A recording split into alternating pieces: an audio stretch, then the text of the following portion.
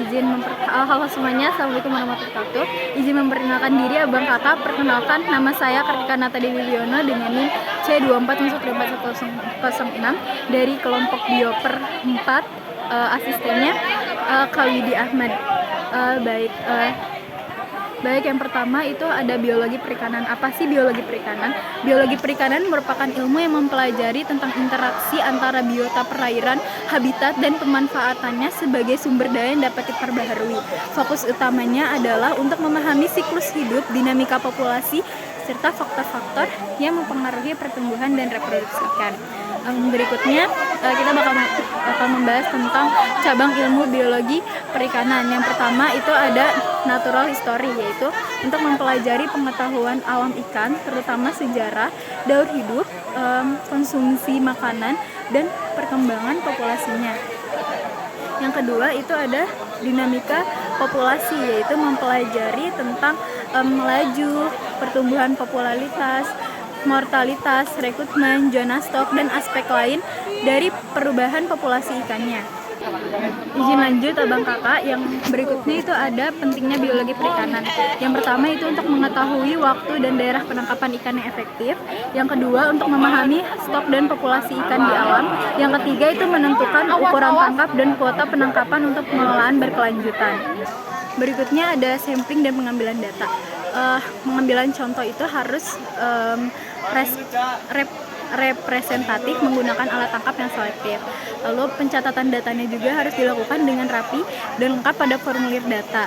Yang ketiga itu spesimen yang memerlukan analisa lebih lanjut, diawetkan dengan formalin dan alkohol, lalu ditempel label dengan informasi penting seperti nama spesies, tanggal tangkap, dan pengamatannya. Untuk pertumbuhan ikan, pertumbuhan ikan adalah perubahan ukuran seperti panjang, berat, volume, persatuan waktunya. Nah, faktor-faktor yang mempengaruhi pertumbuhan ikan antara lain yang pertama itu ada ukuran dan jenis makanan, seperti jumlah ikan serta kondisi lingkungannya. Izin lanjut Kak. Jadi faktor yang mempengaruhi pertumbuhan ikan itu yang pertama ada ukuran dan jenis makanannya, lalu jumlah ikan serta kondisi lingkungannya. Pemenjalannya ada. Berikutnya ada pertumbuhan populasi, di mana ada dua model. Yang pertama itu ada eksponensial, yaitu tidak terbatas, dan yang kedua ada logistik, yaitu terbatas oleh daya dukung lingkungannya. Nah, pertumbuhan itu dibagi menjadi dua, yaitu pertumbuhan yang mutlak dan pertumbuhan yang nisbi. Maksudnya apa? Pertumbuhan yang mutlak itu seperti ukuran rata-rata pada umur tertentu. Kalau misalnya pertumbuhan nisbi, yaitu perubahan ukuran dalam periode tertentu yang relatif terhadap ukuran awal. Nah, berikutnya terkait praktikum pertumbuhan kemarin. Praktikum kemarin bertujuan untuk mengetahui perkembangan ikan melalui analisa parameter seperti panjang, berat, dan morfologinya. Selain itu, pengamatannya juga bertujuan untuk memprediksi pola pertumbuhan ikan, faktor kondisi, dan kelompok umur, serta menduga pola perkembangan populasi ikan yang diamati. Untuk kemarin, kelompok saya, itu kelompok 4, mendapatkan ikan salem sebagai ikan yang akan kami analisa. Lalu berikutnya ada alat dan bahan praktikum. Alat dan bahan praktikum yang digunakan itu yang pertama ada penggaris, timbangan digital. Penggaris untuk mengukur panjang biotanya nanti, lalu timbangannya untuk mengukur bobotnya. Yang ketiga itu ada kain lap dan tisu untuk membersihkan biota uji dan meja-meja praktikumnya setelah kita selesai praktikum. Yang keempat itu ada kamera dan handphone untuk dokumentasi.